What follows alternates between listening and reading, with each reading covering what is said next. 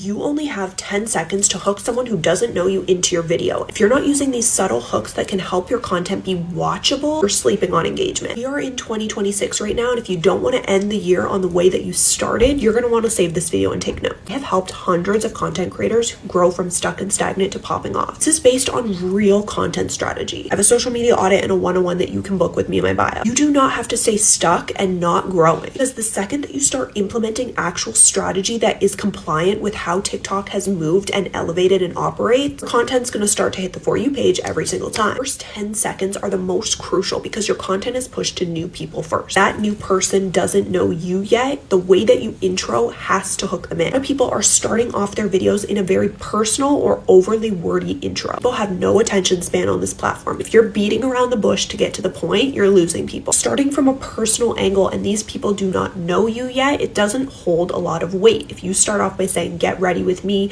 a day in my life, throwing yourself into the saturation of millions of others doing the exact same thing, and someone who doesn't know you doesn't know why they have to be on the video. It doesn't mean that you can't have vlog-like style content, but it has to be the perspective of the viewers first before you talk about yourself. This is just in your growth period. Once you build that reputation and ride or die audience, you can then become more personal, like the bigger content creators. Don't start your video with I, me, or mine. You need to think of who you're trying to attract, because if you don't know who you're trying to attract, you're going to end up with a mixture of an audience that's everyone and anyone connecting with a quarter of your content, not all of your content. It's going to be so much slower to grow. Verbally state who you're speaking to in the intros of your video. It weeds out anyone who shouldn't be on your video. I want to start with a clickbait type hook or question, something controversial, something that hones someone who doesn't know you into your content based on what they are experiencing in their life. Immediately makes you relatable and suggests that you have a solution to that person's problem. I like to start with pain points, experiences, emotional perspectives. This is also so important for people who monetize or use TikTok Shop. Because there is a plethora of products that you work with on TikTok Shop, you need to tie all of these products into who your audience is